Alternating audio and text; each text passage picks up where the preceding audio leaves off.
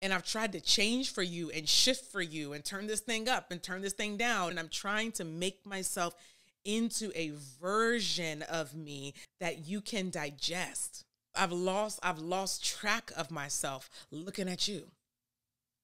Hey y'all, welcome to Boundaries and Grace. Hey y'all, my name's Taylor Chandler. I'm a licensed marriage and family therapist helping people break negative relationship patterns. I'm also a coach, a secure attachment coach. Today I want to talk to you about attachment in dating. Hopefully this content helps you to put some things that you might be experiencing in a frame that you can actually do something with. We've all heard that there is something in the dating pool, okay? Something unpleasant. But what is that thing and what are the patterns that people are experiencing? Each individual is coming with different individual things, but I say often now that there's only so many types of people and there's only so many types of patterns that we're seeing going on between people, whether it's family, friends, or romantic. And so similar to like a Myers-Briggs personality test, if you've done something like that, like for example, I probably still am an ENFP. Anyone can take the test and you will fall into one of the 16 categories. Attachment is similar in the sense that everybody has an attachment style. And when we are interacting with each other, especially when it comes to dating, our attachment styles are showing up. Common complaints that you might hear when people are dating are things like someone's taking forever to text back, or they don't have enough time to give, or they want too much time. Someone's too secretive, someone's too open, someone wants a relationship too soon, someone doesn't want a relationship at all. And so we get really caught up in the stories of what's happening, and let's ground it in this framework of attachment. So y'all, without further ado, let's talk about the anxious and the avoidant match. An avoidant type and an anxious type paired together. The anxious type is always chasing, and the avoidant type is often running away. What this can look like is one person always reaching out, trying to make plans, being the one to reschedule, moving the relationship along. What are we doing? Don't you think it's time for us to move into this next transition into our relationship? Pushing the accelerator while the other person is being dragged along, if they go at all. They're literally resisting that kind of intimacy, commitment, and connection. I'm going to give you an acronym for the anxious-avoidant match to help to illuminate the sorts of things that are present in this type of dynamic. The acronym is BAD MATCH. Okay? The acronym is BAD MATCH. BADMATCH. BAD MATCH. I say BAD MATCH because as it stands, an anxious type and an avoidant type together with nothing changed, nothing worked on, no awareness, no new nothing. Okay. The anxious and avoidant match as it stands is a bad idea. From an ethical standpoint, as a therapist, it's not my job to tell you what to do. I'm not telling you what to do. I'm not telling you to leave anybody, break up, nothing. And this video is not therapy. As a disclaimer, this is not, I don't know you. You don't know me, right? But I think that it's safe to say as a general word of advice that an anxious type who's always running towards and an avoidant type who's always running away is not a good idea. Matter of fact, it's a bad idea. Now, it doesn't mean it's impossible. Anxious and avoidant people are together and getting together every single day. We got an anxious and avoidant type that's getting married right now. It might have been you. And you're hoping that the commitment changes the relationship. But I'm here to tell you the relationship won't change until the people do. Listen to me.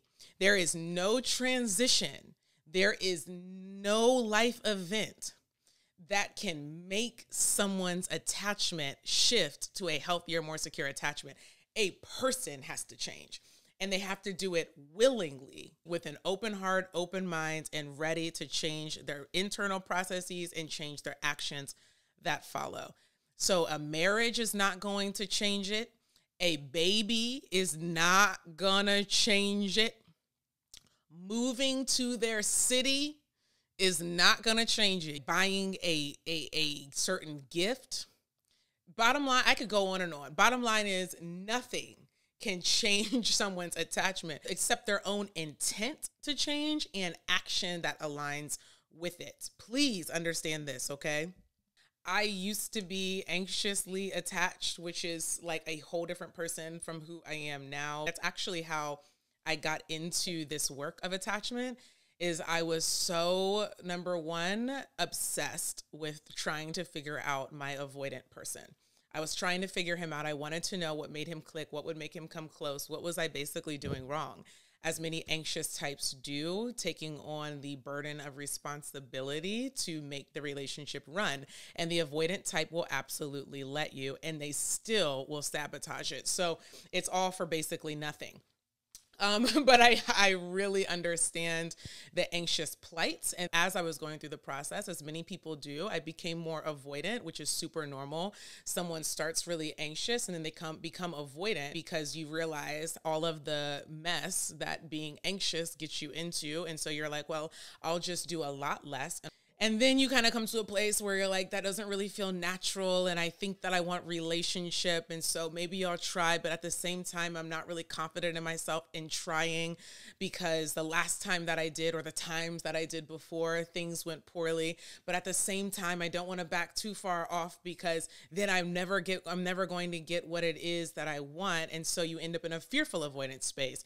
I both want the connection, but the connection is scary. The connection is uncomfortable. I'm uncertain of myself, how to go about this. I'm afraid of doing something wrong. I'm afraid of asking for too much. I'm afraid of not asking for enough. And so you end up in that back and forth space with the fearful avoidant. And after lots of work and figuring things out, I developed my secure attachment. And that's where I am now.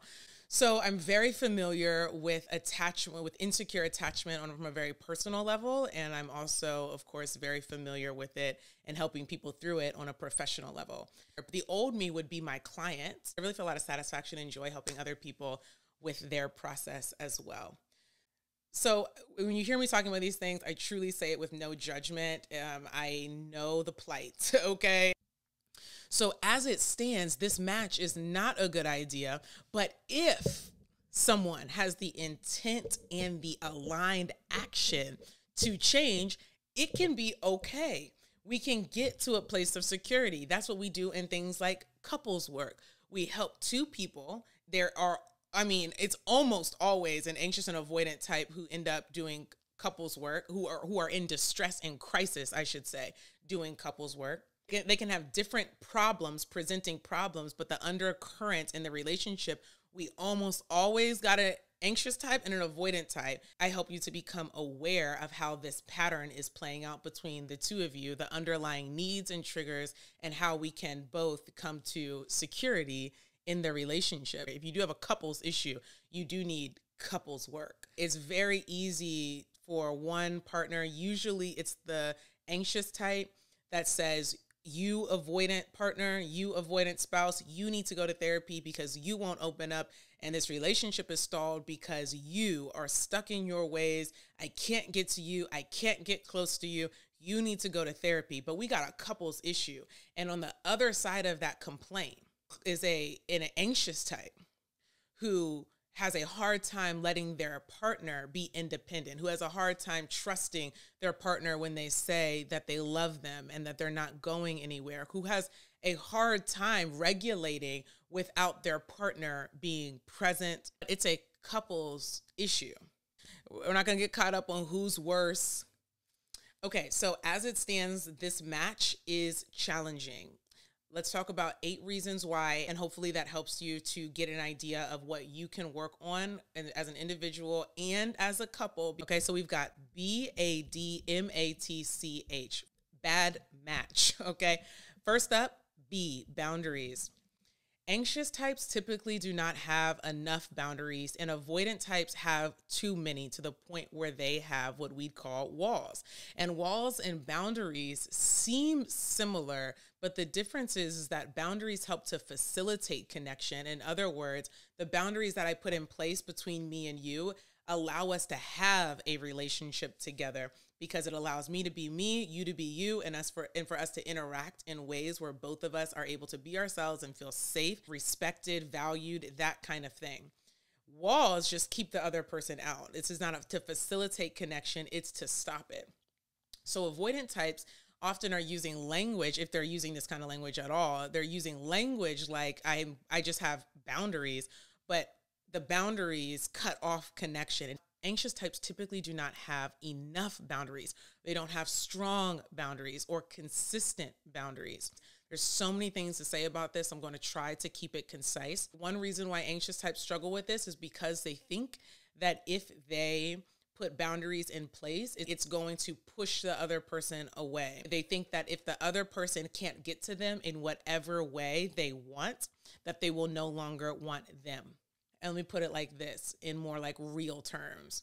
If I don't pick up the phone every time you call or don't text you back right away, I think that you're going to lose interest in me. If I don't let you come over whenever you want, however you want, you'll find someone that will. And some people, of course, will use that kind of threat. If you don't do it, someone else will. Don't recommend that type. I have to give of myself with no limits so that you want to stay around. You're incentivized to be around me. You can see how valuable I am to you. So I keep giving of myself without the awareness of where my limits are, or even if this relationship calls for such generosity. The anxious type struggles with boundaries. An anxious type typically doesn't even think enough of themselves to put limits on others' access. They actually value other people more. You see someone else's time and space as more valuable, and you're in want of that. But for yourself, you don't value it the same. You give it away. People don't have to do so much to get it the way that you would do so much to get someone else's, especially that you have a romantic interest in. So I call it like having a low barrier to entry. It don't take too much to get to you. Trying to entice someone to stay around. Well, has it worked? The avoidant type has too many boundaries or walls where there is such a high barrier to entry.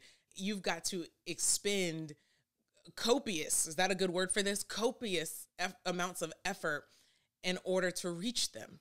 The anxious type lets too much in their space and are too willing to scale mountains to try to get to someone who has raised their barrier to entry so high that all of the effort and all of the attention is spent on trying to get to them. Meanwhile, they don't got to do too much to have you. The anxious type ends up being taken advantage of and realize at some point that you're not getting too much in return. You try to make the case and it doesn't do what you think it should do. And what I mean by that is I should be able to say, hey, over these last 6 months, it really seems like I've been putting in a lot of effort. Notice that I've been making a lot of the plans. When things get canceled or things go left, it's me kind of picking up the pieces. I feel like if I didn't move this relationship, the relationship would stop moving altogether. And I really don't want that. I'm wondering if it makes sense to you for us to share more of the load of this relationship. Obviously, I'm giving certain kind of language, but you all get the gist. What that should do, okay, is someone says, I am so sorry that you have taken on more than your share of the work of this relationship. Now that I think about it, I realize I've been tied up with work. I've been giving my energy to other people, and I have neglected this relationship. How can I make this more of an equal partnership, more of an equal relationship? What can I do to help to reciprocate? That's what it should be able to do, right? But in an anxious avoidant match, you can make the case and hit all the points. You're like, I did this, I can do that, I've done that, I've spent all of this energy, all of this time, all of this money, and it doesn't move the other person to reciprocate because they're still avoidant, okay? And until someone, what did we say at the beginning of this? Until someone has the intent and the aligned action to change, it don't change. It does not change. The anxious type typically also feels drained at trying to scale those mountains, scale those walls to try to get to the avoidant type. And on the other side of the coin, the avoidant type usually feels like they're being smothered, like you are consistently crossing their boundaries. They didn't invite you into that space and they keep hearing you clamoring at the door. They can feel violated. They can feel smothered. And you're like, I'm just trying to talk. And they're like, I feels like you're trying to take over. So boundaries are a consistent source of conflict in this relationship. So let's go to the next one. Bad match. B, we did B, let's do A, attunement. Attunement basically means, like, think about like a radio. And you could be close to a station and you can kind of hear what's coming through, and then another station kind of comes in and it's just not quite tuned in. All right. Attunement in relationship is a very similar kind of principle or concept. Okay. Attunement is like, how tuned in are we? Are you picking up the signals that I'm putting out? The anxious type is typically fighting for the other to care, to tune in, and to empathize with them. And the avoidant type is simply not interested. That is definitely different than someone who you have misunderstandings with, but they attempt to understand. Someone who is coming off as closed off, and when you bring that to their attention, there's an attempt to let you back in. So that's one experience. It's a different avoidant type of experience where you are illuminating that issue, a lack of empathy, care, attention, and there is not an attempt to get on the same page. Distinctions and context is important, right? Like you don't just want to throw everyone away because there are misunderstandings or conflict or whatever. It's the intent and action that really like makes the difference. An avoidant type though can also feel like the anxious type is not attuned to them. Okay, I always like to say that no one is better or worse when we're talking about insecure attachment. It's all problematic. The anxious type, because the anxious type is typically really concerned about themselves, right? Like, I need you. I need more of you. I need more of you. And the avoidant type's like, but I need less. I need more space. And you're really not understanding me. I'm not saying either person is right or either person is healthy or whatever, but you should understand that both people can have the exact same complaint, okay, about the other person. So the avoidant type can feel like can feel misunderstood. The anxious type can feel misunderstood as well. And they typically are being misunderstood, both of them. Let's go to our third one, distance. Distance. The avoidant type typically prefers distance over intimacy. And that's a problem for the anxious type who really craves to be close. So the level of space between us is consistently an issue and up for negotiation. And the deal never seems to get closed with this type. The avoidant type is constantly asking for more space, more distance between us. And the anxious type is constantly asking for the opposite. I need less space. And there typically is, especially when there is true interest with these two people. I should have said this at the beginning. So often, these are two people who actually like each other, who are actually attracted to each other. Who actually in some world, they're like, I wish in some world this was easier, but there will be a lot of negotiations and something like the distance issue. How much space is between us? How much time do we spend apart? How much time do we spend with other people? How much time do we spend on the phone? What's a reasonable amount of time to expect a text back, a call back? The anxious type trying to figure out how they can need less, want less. And sometimes you get an avoidant type that tries to do a little bit more, that tries to be more open, to be more responsive. That does happen, right? There's these negotiations. Maybe I could give a little bit more. Maybe I could ask for a little bit less. But we always end up, I've done this a lot, we always end up getting to a place where it's like, but I can't, the anxious type's like, I can't go that low though. And the avoidant type's like, I can't get up that high.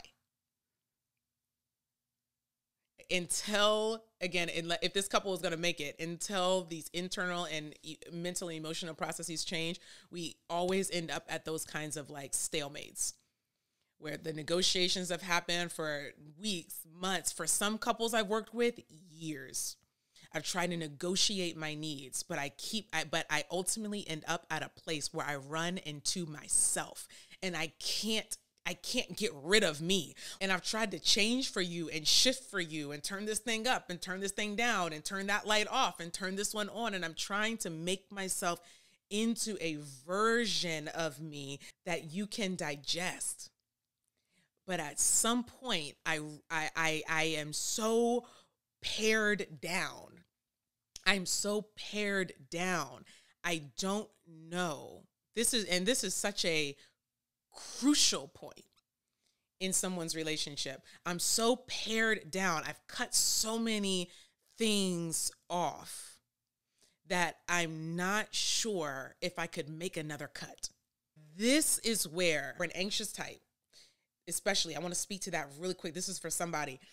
This is where that anxious type says, maybe I deserve something too. The anxious type says, I have done this. I have stopped that. I've stopped asking for this. I've become damn near mute. I don't even talk about my needs. I act like they're not there. I've even, and maybe in some way, tricked myself into believing that they're not there. I don't even want to identify myself as someone with needs because I've made that so problematic, because I've taken your feedback so seriously. I've taken it so to heart that I've been too much, that I've asked for too much, that I have too many needs, that I'm never satisfied. And so the idea of me even having needs is so to me. And now I've come to a place, I've run into myself, and I'm looking at me saying,